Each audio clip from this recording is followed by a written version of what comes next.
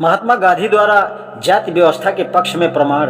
गांधी जी द्वारा संपादित हरिजन अखबार में छपे उनके 3 लेख। पहला है डॉक्टर अंबेडकर के आरोप अभियोग। पाठकों को यह जरूर याद होगा कि पिछले मई 1936 में डॉक्टर अंबेडकर जात पात तोड़क मंडल लाहौर के वर्षीय सम्मेलन की अध्यक्षता करने वाले थे, लेकिन वह सम्मेलन रद्द कर दिया गया क्योंकि उसकी स्वागत समिति को प्राप्त डॉक्टर अंबेडकर का अध्यक्षीय भाषण स्वीकार नहीं था। उनका भाषण स्वागत समिति के लिए अनुचित हो सकता है, लेकिन सवाल उठता है कि स्वागत समिति ने अपनी इच्छा से उनको अध्यक्ष चुना और बाद में सिर्फ उनके भाषण के कारण उनको अध्यक्ष स्वीकार करना कहाँ तक न्याय संगत है। समिति हिंदू धर्म शास्त्रों और जाति व्यवस्था के बारे में डॉक्टर अंबेडकर के विचार अच्छी तरह जानती थी। वह यह भी जानती थी कि डॉक्टर अंबेडकर बहुत स्पष्ट शब्दों में कुछ ही दिनों में हिंदू धर्म छोड़ने की घोषणा कर चुके हैं। डॉक्टर अंबेडकर ने संबोधन के लिए जो भाषण तैयार किया उससे कम की आशा समिति को उनसे नहीं करनी चाहिए थी।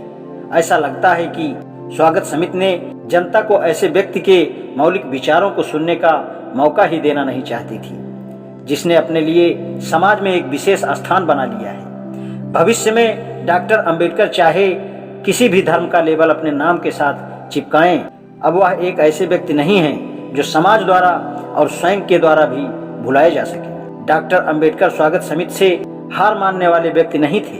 उन्होंने अपने खर्चे से अपने भाषण को छपवाकर समिति को उसके रद्द करने के फैसले का जवाब दे दिया। उन्होंने इसकी कीमत 8 आना रखी है। मैं इस कीमत को कम करके 2 आने तक या अधिक से अधिक 4 आने तक ले जाने का सुझाव दूंगा। कोई समाज सुधारक इस भाषण की अनदेखी नहीं कर सकता।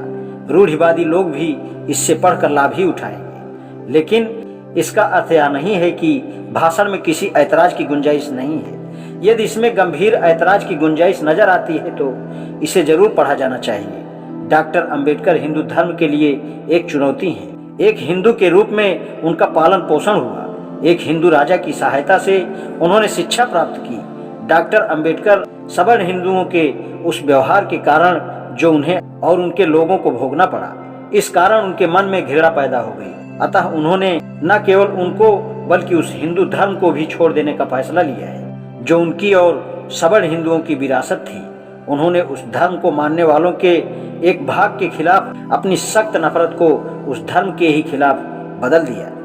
लेकिन इसमें हैरानी की कोई बात नहीं है। आखिर कोई भी व्यक्ति किसी परंपरा या संस्था का फैसला उसके उत्तराधिकारियों व नेताओं के व्यवहार द्वारा कर सकता है।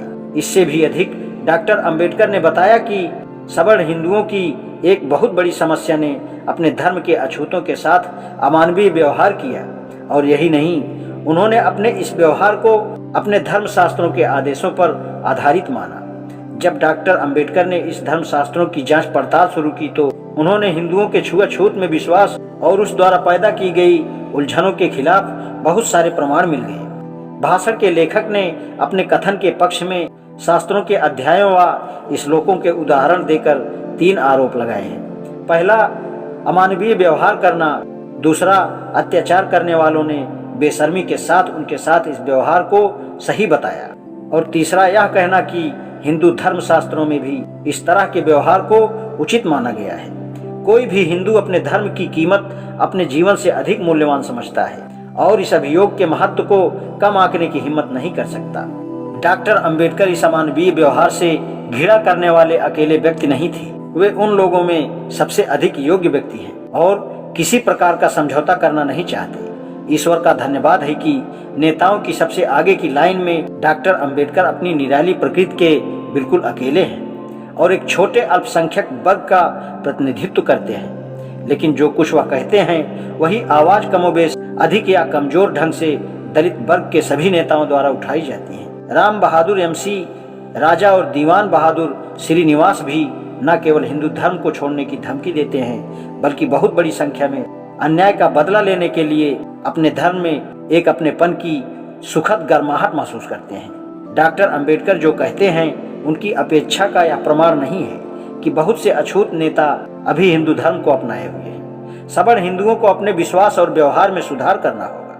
सबसे पहले सवर्णों में विद्वान और प्रभावशाली लोगों को अपने धर्म ग्रंथों की सही व्याख्या करनी चाहिए। डॉक्टर अंबेडकर ने अपने आरोप अर्थात अभियोग पत्र में निम्नलिखित सवाल उठाए हैं। पहला, धर्मशास्त्र क्या है?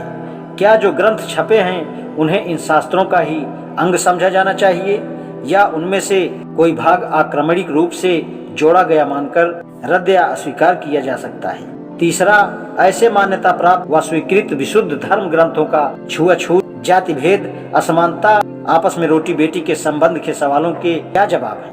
डॉक्टर अंबेडकर ने अपने भाषण में इन सभी बातों की जांच परख की है। वेद, उपनिषद, स्मृति और पुराण, जिनमें रामायण और महाभारत भी शामिल है, हिंदुओं के धर्मशास्त्र कहलाते हैं। लेकिन यह सूची अंतिम यानी पूरी नहीं है। हर युग और पीढ़ी ने इस सूची में अपनी तरफ से जोड़कर इसमें वृद्धि की है। इसलिए यह मानना चाहिए कि हर छपा हुआ हस्तलिखित लेख धर्मशास्त्र नहीं होता है। उदाहरण के लिए स्मृतियों में बहुत कुछ ऐसा है, लेकिन उन्हें कभी भी ईश्वर की वाणी नहीं माना जा सकता।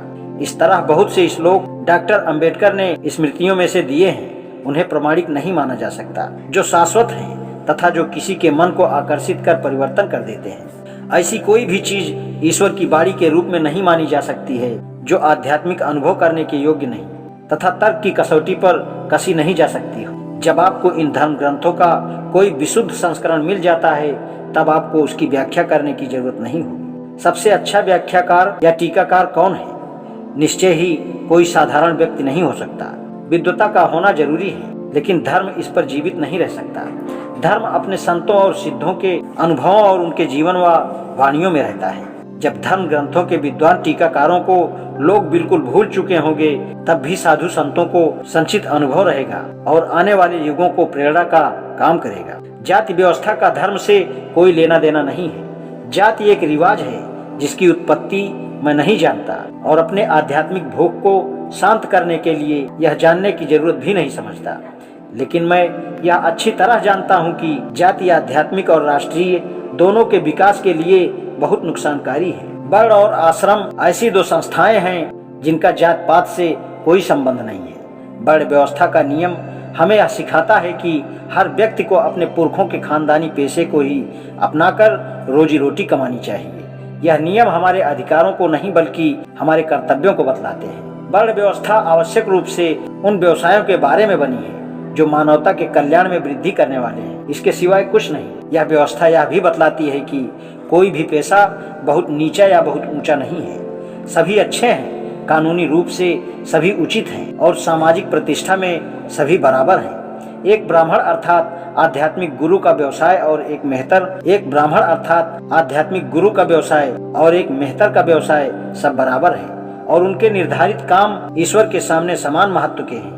और ऐसा लगता है कि किसी समय इंसान की नजर में भी इन्हें एक जैसा इनाम या मुआवजा मिलता है। ब्राह्मण और मेहतर दोनों अपनी अपनी रोजी रोटी कमाने के हकदार होने के अलावा और कुछ नहीं है। गांव में आज भी इस व्यवस्था की स्वस्थ परंपरा की धुंधली तस्वीर कहीं कहीं देखी जाती है। 600 की आबादी वाले छोटे से गांव में रहते हुए मैंने पाया कि तरह तरह का पेशा करने वालों, जिनमें ब्राह्मण भी शामिल हैं, की कमाई में कोई खास फर्क नहीं देखा। मैं यह भी देखता हूँ कि सामाजिक पतन के इस समय में भी ऐसे सच्चे ब्राह्मण मिलते हैं जो अपनी इच्छा से दिए दान दक्षिणा पर गुजारा करते हैं और अपना आध्यात्मिक ज्ञान दूसरों को उसी प्रकार लुटाते हैं। वर्ण व्यवस्था के नियमों के बिगड़ते हुए रूप को देखकर वर्ण व्यवस्था के सिद्धांत का निर्णय करना गलत और अनुचित होगा, क्योंकि प्रायः देखा गया है मनुष्य उसकी बुराइयों गलतियों को अपनाते हैं।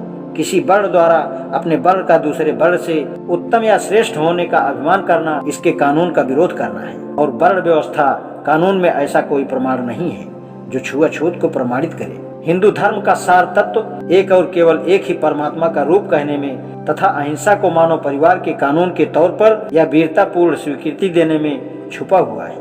मैं जानता हूं कि मेरे हिंदू धर्म की इस व्याख्या पर डॉक्टर अंबेडकर के अलावा बहुत सारे दूसरे लोग भी ऐतराज करेंगे, लेकिन इससे मेरी स्थिति पर कोई फर्क नहीं पड़ेगा। यही वह व्याख्या है जिसके आधार पर मैंने लगभग 50 वर्ष का जीवन जिया है और मैंने इन्हीं मान्यताओं को अपने जीवन में भरपूर उतार कर नियमित रखने की कोशिश की है। आज इतना ही। शेष का धन्यवाद।